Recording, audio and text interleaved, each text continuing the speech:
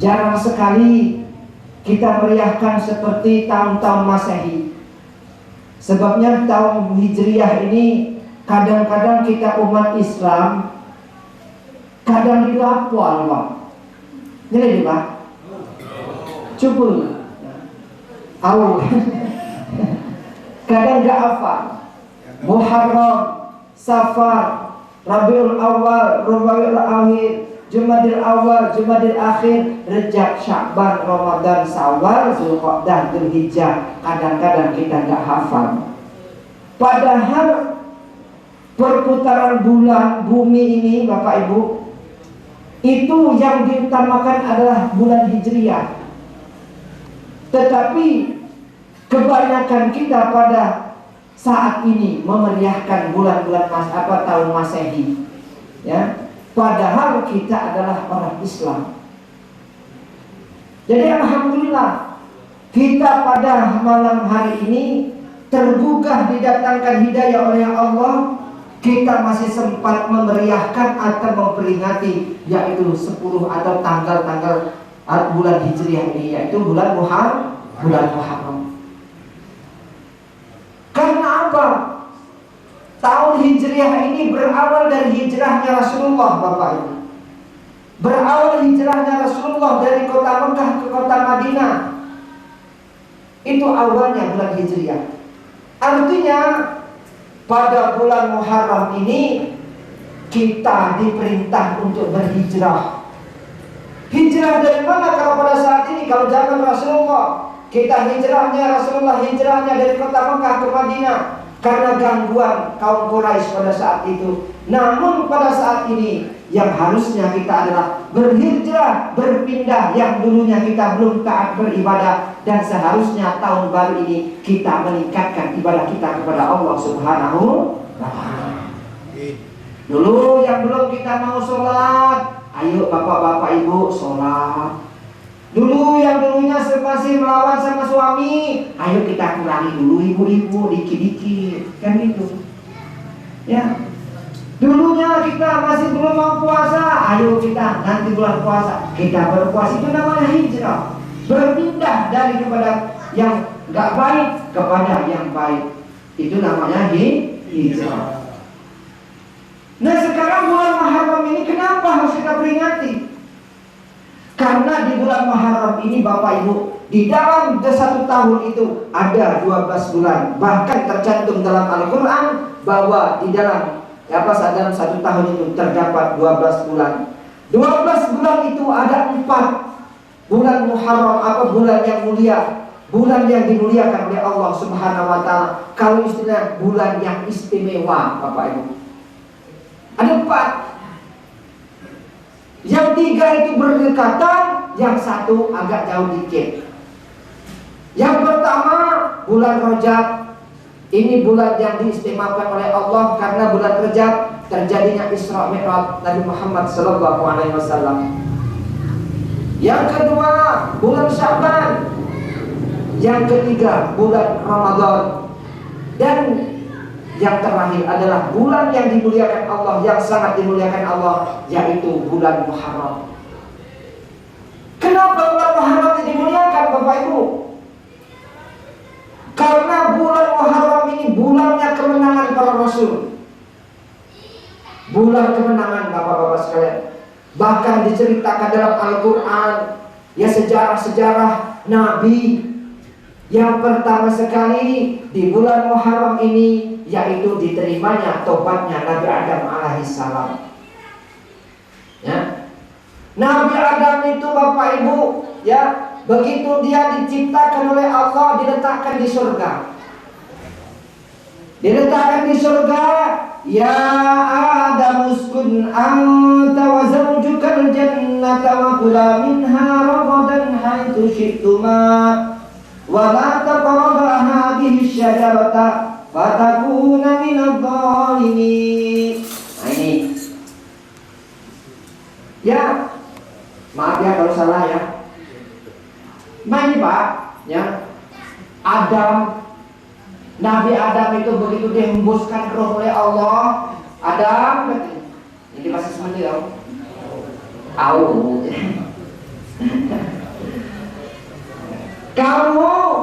diciptakan ini silahkan kamu bertempat tinggal di surga. Kabar katanya masuklah itu malah di surga ini. Kabar itu di surga silahkan kamu nikmati makan minum sependak kabar katanya di sini. Ya, kabar nak makan tinggal makan, minum tinggal minum, jadi nak masak kedai. Ya, kabar katanya nak mandi silahkan. Bahkan di surga itu dia beri buang kotoran, Pak. Wangi, terkentuk saya biu misalnya. Ya kan? Hong, Pak. Tadi hong. Wangi. Itu di surga. Makan tinggal makan, gak usah seperti di dunia. Kadang nak masak dulu. Kalau minum nak masak dulu. Enggak kalau di surga. Kalau di surga itu semuanya disediakan fasilitas, serba ada, serba mudah, dan tidak usah bersusah payah. Itu surga. Silahkan kata Allah, dan silahkan kamu bertempat tinggal di sini. Cuma satu laranganku kata Allah. Jangan benar katanya kabar para ikatnya pohon ini. Tapi namanya pohon khuldi. Pohon khuldi. Suti itulah larangan kabar, silahkan katanya kabar nikmati fasilitas ini. Ya, kabar nak makan segalanya silahkan. Bahkan Nabi Adam nak minta pasangan pun dikasih, yaitu Siti Hawa. Bini belaga cantik, makanan tinggal makan, fasilitas masya Allah. Hanya satu, ini larangan yang kamu harus jangan sekali-kali. Tetapi Bapak Ibu, ya. Karena iblis diciptakan pada saat ketika Nabi Adam diciptakan, iblis pada saat itu marah, murka kepada Allah, bahkan dia menjadi laknatullah alaih karena diperintah sujud hormat kepada Nabi Adam. Iblis sombong, akhirnya iblis dilaknat oleh Allah Subhanahu wa taala. Ya. Disuruh hormat. Akhirnya begitu Allah melaknat iblis, ya, bahkan dia bersumpah iblis di hadapan Allah, saya akan mengajak katanya anak cucu Adam sebanyak-banyaknya masuk neraka, tapi Allah tolong hidupkan saya sampai ke hari kiamat nanti. Oke, kata Allah, silakan kalau hidup. Aduh hidup iblis, makanya iblis itu hidup mati. Iblis hidup mati, anu banaan terus. Hidup mati ya dia. Apa gitu? Mati, makanya berupuk, amulah tuh, jangan, tidak mati aku nih, terus mati, tidak boleh kita hidup selama ini. Makanya itu sama ada pengajian datang, mati ya kita nih. Jadi, itu harus datang ya. Masa melatu ke masjid, galak, sembahyang, masih kina ini, dipanjang umur, jangan. Dia berdiri manusia ini yang abadi Bapak Ibu. Tidak ada, semuanya akan mati, semuanya akan berakhir. Itu dunia. Yang abada itu selama-lamanya itu adalah di surga atau di neraka. Itulah yang abadi. Makanya kita hati-hati. Ya.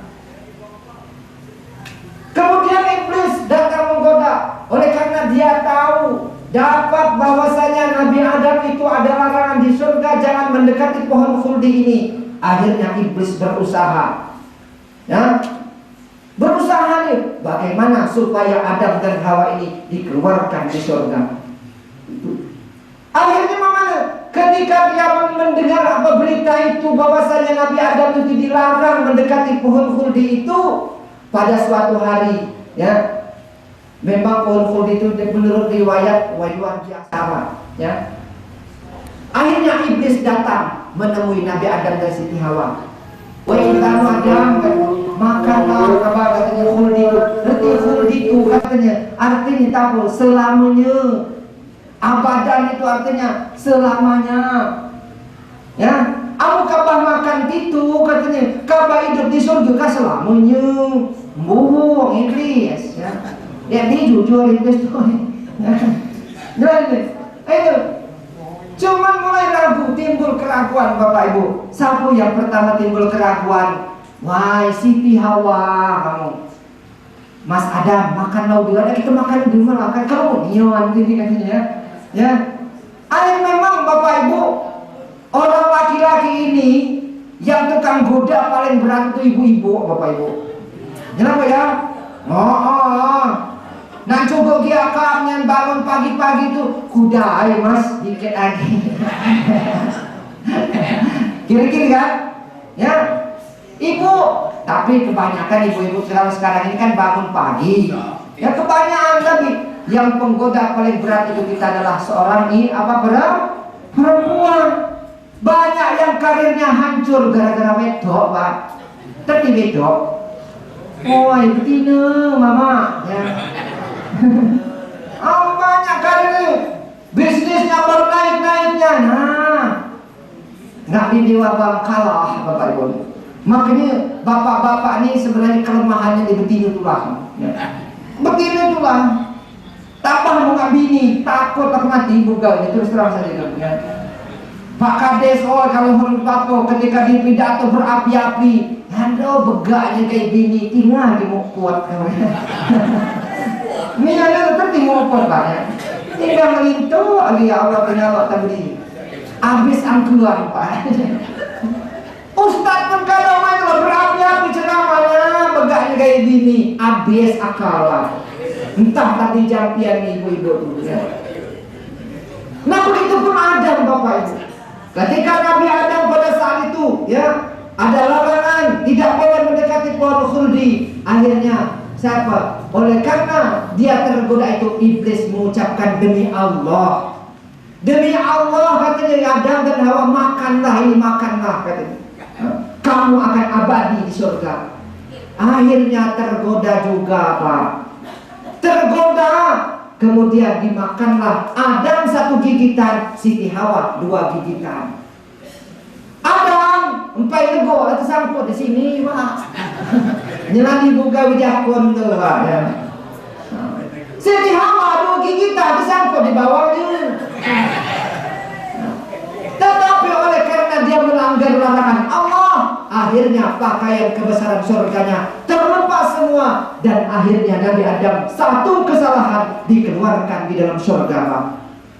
Nah sementara kita umatnya ini apa, anak cucunya ini surganya itu apa, dosanya banyak, kadang ibadah jarang, niatnya pengen masuk surga. Nabi Adam saja 1 kesalahan dikeluarkan di surga, sementara kita penuh dengan kesalahan tidak masuk surga. Nah mama itu Bapak Ibu. Kira-kira janganlah ditanya kita tidak masuk surga, kamu mau surga ya, kalau masuk surga enggak lah, sembahyang toh udah. Nah ini masalahnya Pak, itu ya. Oleh karena itu Bapak Ibu sekalian, akhirnya Nabi Adam ini sejarahnya ya, dikeluarkan Nabi Adam dari surga, Siti Hawa dikeluarkan dari sebelah barat, dan Nabi Adam dikeluarkan di sebelah timur.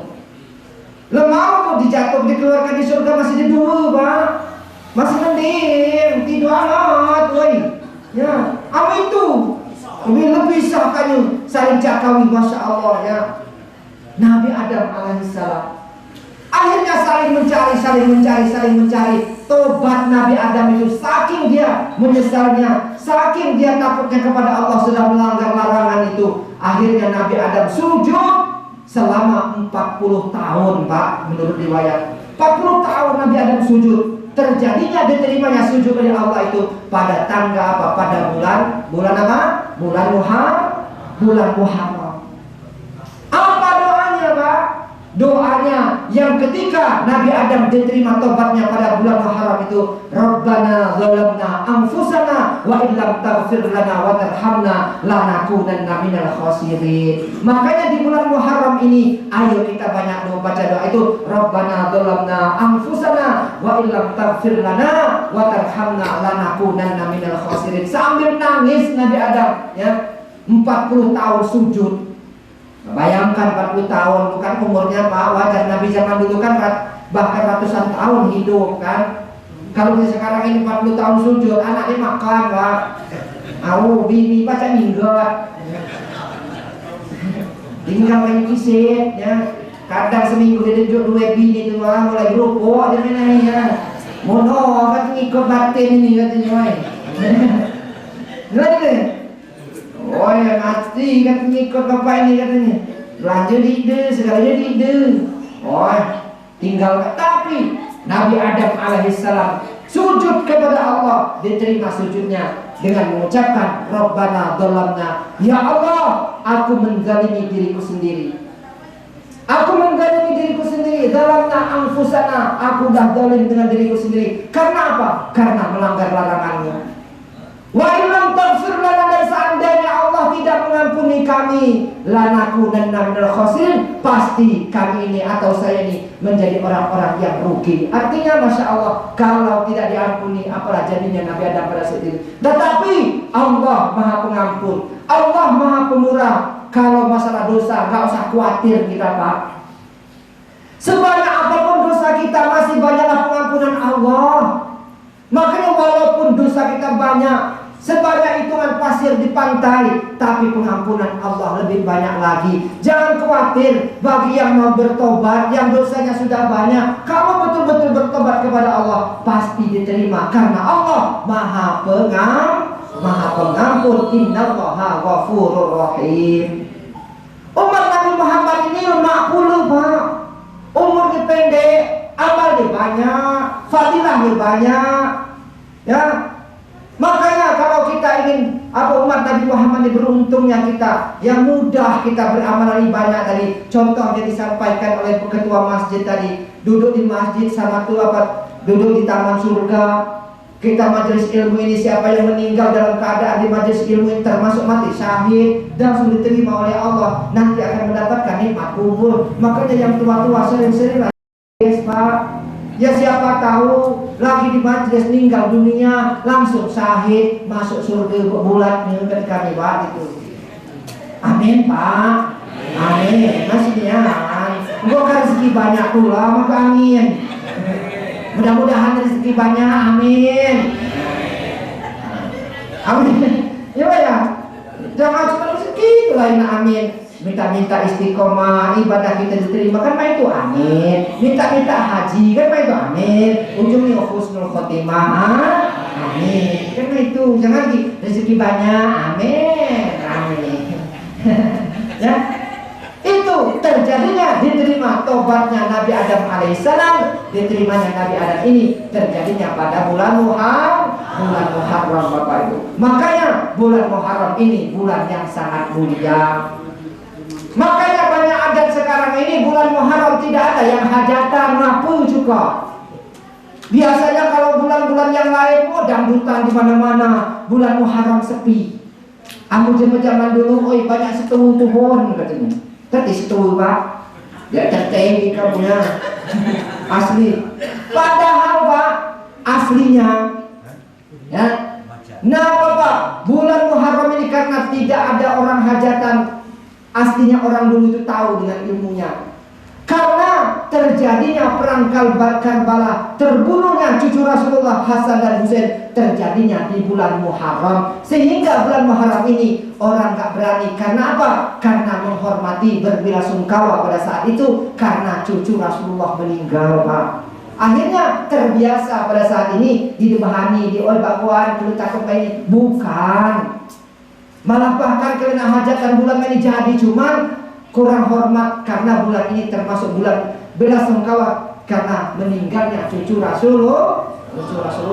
Itu sekedar kebiasaan, ya. Jangan jadi nanti itu nggak boleh, bukan, karena itu asal mulanya Bapak Ibu. Ya. Hadirin yang dimuliakan Allah, ya. Apa yang harus kita petik dari cerita Nabi Adam tadi? Ayo kita diberinya oleh Allah, amanah oleh Allah, ya.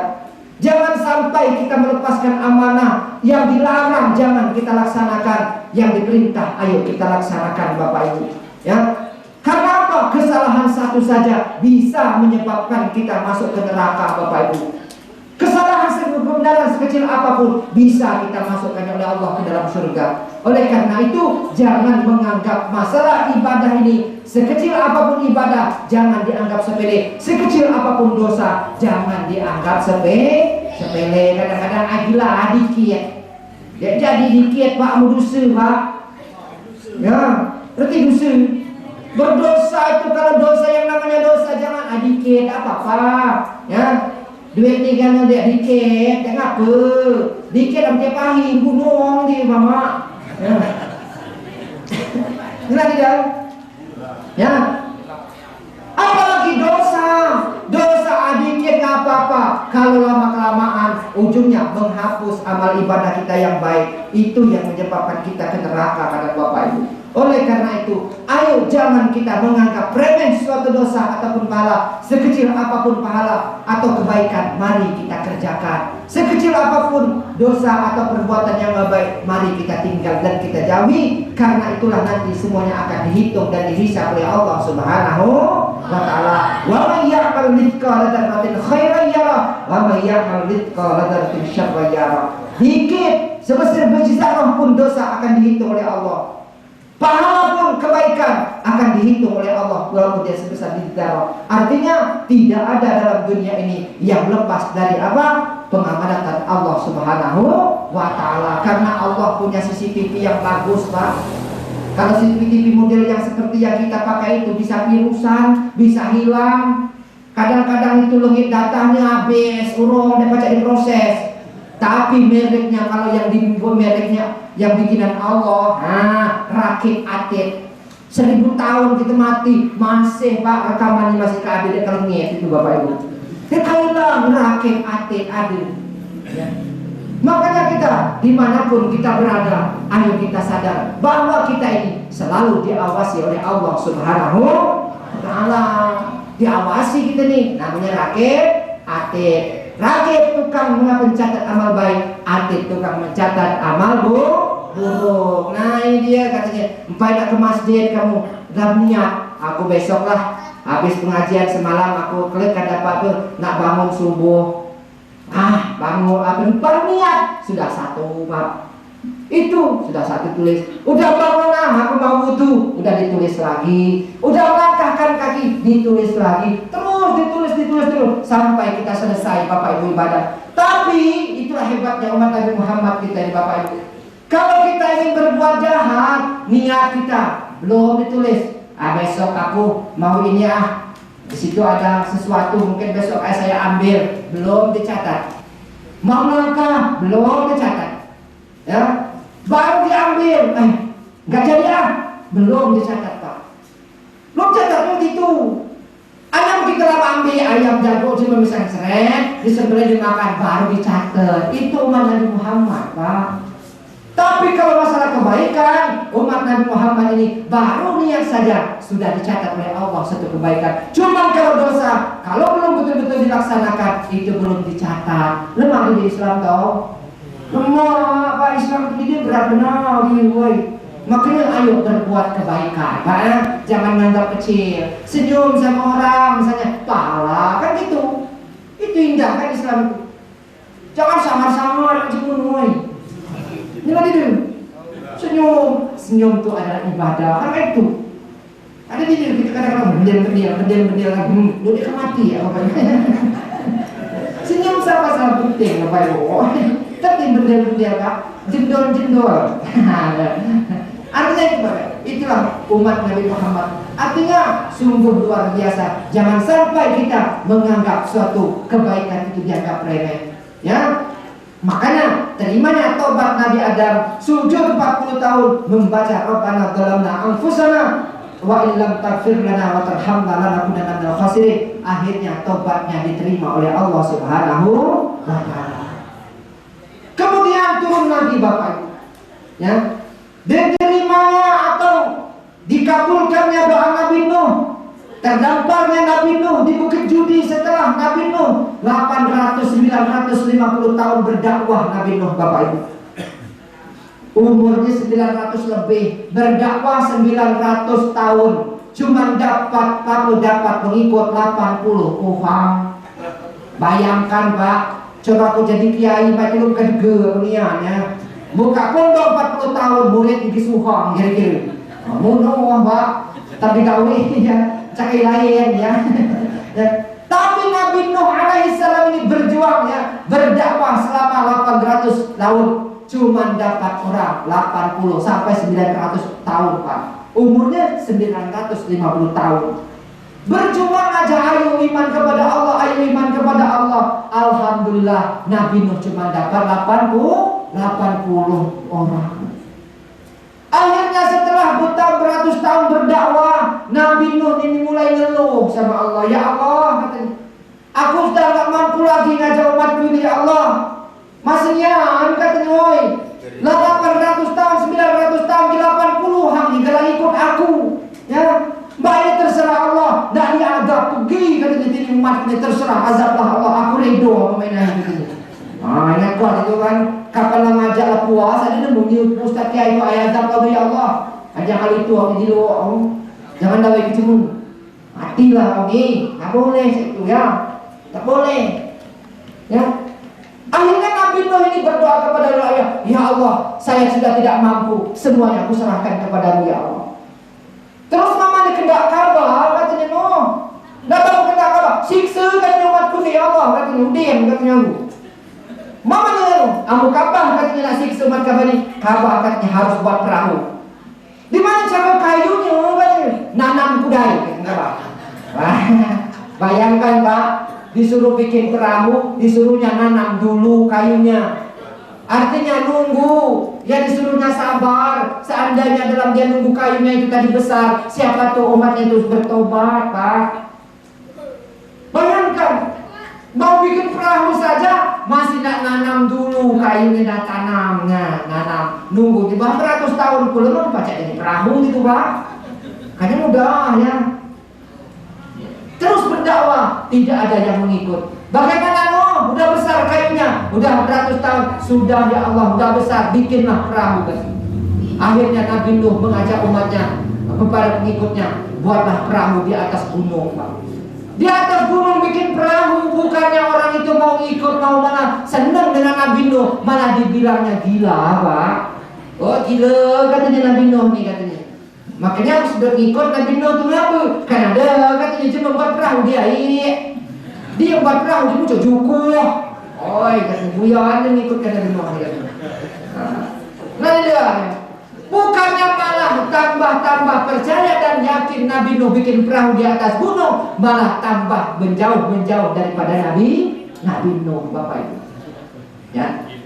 Sebenarnya Nabi Nuh sudah bikin perahu, umatnya tambah brutal. Ayo kata-katanya, kita buang air saja katanya di perahu Nabi Nuh itu. Biarlah katanya. Gila Nabi Nuh itu. Akhirnya Pak buang air besar dia. Umatnya tadi naik ke perahu Nabi Nuh, ngising dari situ dia. Penuh Pak. Bapak kamu coba sedar itu ngising kalau besar penuh. Ya, saking jahatnya umat Nabi Nuh pada saat itu. Akhirnya apa? Nabi Nuh bingung, ya Allah katanya, gimana ini perahuku ya Allah, tolonglah ya Allah, bagaimana ini? Nangkalah kata Allah, Nuh, nangkalah, diitulah kamakannya itu kelu katanya. Akhirnya diceritakan itu ada orang yang buta dari keturunan Pak, buta keturunan, nak ikut pula misi yang di situ Pak. Nah ini pula perigal butuh Pak, jalannya. Ujungnya mana?